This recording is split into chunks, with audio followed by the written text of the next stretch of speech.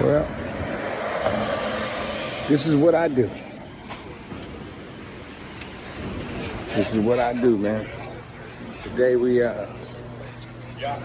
the lot today doing the show. I can't tell you what show, but I'm doing what I do, man. Sometimes I'll be like, man, I'm tired of it, but then all of a sudden the phone ring and I find myself wound up on the set. Well, that's what an OG do, baby. So we here, and the people are here. We're here. We're getting it done, and I'm getting it done, and we're just doing what we do. Can't tell you what show, but I'll let you guys know later. I'm out. I'm sure y'all was just as surprised as I was to hear of the untimely death of this wonderful actor, T.K. Carter. Although many didn't know his name right off the bat, he still was one of the most recognized African-American actors of our time. Now, T.K. Carter was a gifted and versatile actor whose work left an indelible mark on film and television. With a career that spanned decades, he became a familiar and beloved presence during an era when Black performers were carving out space for authentic, layered storytelling on screen. Many fans fondly remember T.K. Carter as Head, one of J.J. Evans' close friends and a member of the unforgettable Awesome Foursome on Good Times. As part of J.J.'s creative circle, Carter brought humor, camaraderie, and youthful spirit to the show, capturing the essence of friendship, ambition, and resilience that resonated deeply with audiences and remains cherished to this day. Carter's talent extended far beyond one role. He showcased remarkable range by seamlessly moving between comedy and drama.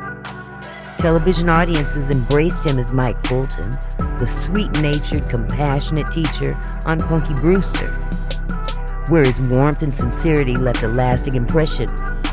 In film, he reached a wider audience as Knowles, the cook in John Carpenter's 1982 sci-fi horror classic, The Thing, holding his own in one of the most intense ensemble casts of the decade.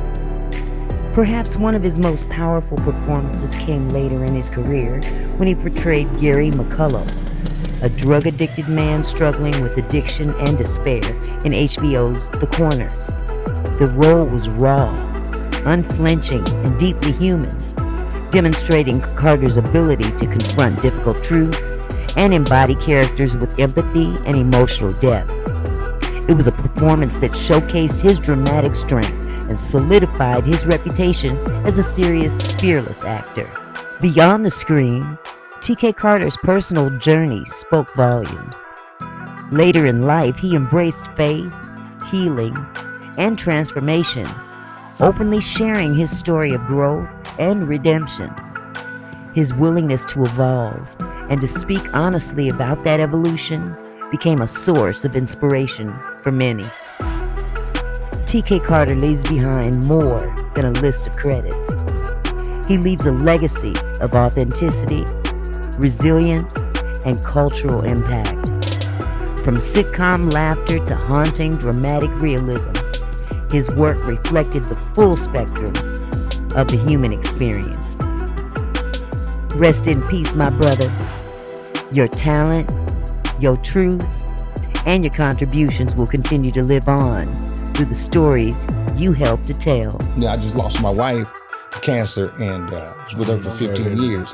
So I was just telling Trey, man, I said it comes to the point where my wife was battling for 8 years. She got diagnosed. So for 8 years, I had to balance creativity, with being supportive. And in the middle of that, being able to remember my lines, stay focused, as if nothing's happening over here, but knowing it's happening. Then taking that what's happening over here and putting it into my performance also too. While at the same time trying to remain normal and don't really work. So the I don't know. So I'm doing the corner. Tasha Smith, very good friend of mine. I'll go over to Tasha's house. I need some food. I'm hungry. Tasha's feed me lunch and let me hang with her and kick it with her. And there was a casting director that was staying there, and she was casting the corner. And I could never get an audition. I could never get a meeting. Tasha hooked me up with her manager, and her manager got me in to do an audition. Now here's the deal before I got the audition. The casting director just had me down there reading with all these other actors. Cats be coming in like Don Cheadle and all these other, and I gotta be there. I'm like, why am I? I'm reading with them for the role that I know that I'm right. Okay. And I'm looking at the book, and I'm saying, this dude, the real Gary, looked like TK. I said, why should I? That's 2-3 weeks go by. They can't find the guy. They can't find the guy. They can't find it. They finally give me an audition to play Glenn Plummer's role, but I don't want to play Blue. I'm like, all or nothing. Either I'm gonna play this guy, or don't call me. I don't care. Oh, but TK, man, the role Blue, such and such and such. Okay, I'll read the role Blue. So I read the role Blue. It's good. I want to read Gary. Tell him I am Gary. I'm that guy. I had my drug problems. Really in a drug problem. A drug problem is when you have a hard time finding them at 4 o'clock in the morning. It's a drug problem. I had my party problem, but I didn't have no heroin problem. Right. I said, man, this role is me. They still wouldn't give me this lady. I never forget it. I ain't gonna mention her name. She wouldn't give me the role. Why do you think they didn't see you as Gary immediately? Because they got haters out there, bro. They wanted a big name for it? Did they want like a bigger name? They just didn't want. They had names in mind. Why did they see you as Gary? How did they see me? Why did they not see you and say that's I don't know why they didn't. Maybe this was my journey for me to really appreciate how I got it. Okay. But the bottom line to it, there's always gonna be some hate when there's a big opportunity for you in this town, a big friend. You be agent and manager in this town want their client to get it. And if they can stop you or say, he ain't something, oh yeah, he's good, but you know that last project he did, right? Boom. See, I didn't care. I'm all in or not. I'm not playing Blue. But they take my picture and they take my resume. Now I got the chops. That's one thing Eddie Murphy said. Eddie Murphy said, boy, that boy got chops. And I never forget what people who are up here, the compliment they give you, always store that and you keep that because it means something. Because they ain't saying it just to say it. Yeah. So I'm working, I got my chops. Week goes by. Chris Albrecht, who remembered me back from the comedy days, he's the president of HBO. He said, now let me just say something right now to you guys. Let's just cut it right now. He says, now I want you to look at all of these actors right here, and I want you to look at TK Carter. Who would you rather watch in the lead 6 hours? These guys or this guy? He says, I'm going with TK. I tell you what you do. You get him and Glenn Plummer to do scene, and whoever kills it, that'll be your Gary. Well, I'm getting ready to go to Maui in 2 days, so I'm like, listen, I don't care. I'm gonna go to Maui, I'm gonna forget about this. This will be the end chapter. I'm doing what I gotta do. And they gave us an extra scene that was like 3 to 4 pages. All monologue. I'm in shape for it, because I've been doing this since the 70s, so I'm like, went up in there, man, and that room was packed. After I finished, you can hear a pin drop, and the lady who was reading me was crying. And to this day, it makes me cry.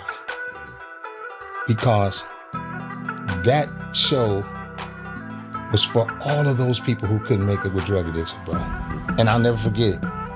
I'm in Hawaii on my way back, and they says, you got the lead. You got the role. So now, once you get the role, that's great. What you gonna do when you get it? Now it's time to go to work. And I set myself up and I closed myself off for 6 months, because we got there in July, we rehearsed in July, Charles done with July, August, we got out there in December. I was in Baltimore from July to December in that hard Baltimore, I could never do it again. I could never. It was the hardest work I've ever done in my life. Now here's what's the kicker about it, right?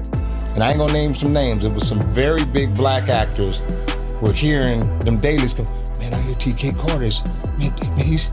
So now the comedy dude who you thought was comedy, always serious actor too, now he gets the opportunity to go to another level. And this is where I say, if your preparation is together, anybody can give you any project or script and you're gonna kill it because your preparation is together. All it is material. If somebody gave you Trading Places, let's say Trading Places has never been done. They said we want Tony Rock right now to play that. He could do it. If he say, okay, we giving you Lethal Weapon. You're gonna play the Mel Gibson, you're gonna play the Danny Glover part. And you ready? The script is A1. You can't lose it. The recipe, it's the recipe for the food. It's theirs. One, mess it up. If you're top of line chef, that was my role of all roles. That if I look at that thing today, I gotta turn it off because I'm asking myself, I did that. Because God could take you somewhere that you can't take yourself. You let Him. That's on anything. And we ain't got to get preachy and all of that, the whole thing, but I'm just saying the truth. The bottom line, they're talking about how can you cancel somebody that God ain't canceled. Fool around and mess with God's people, you gonna get canceled.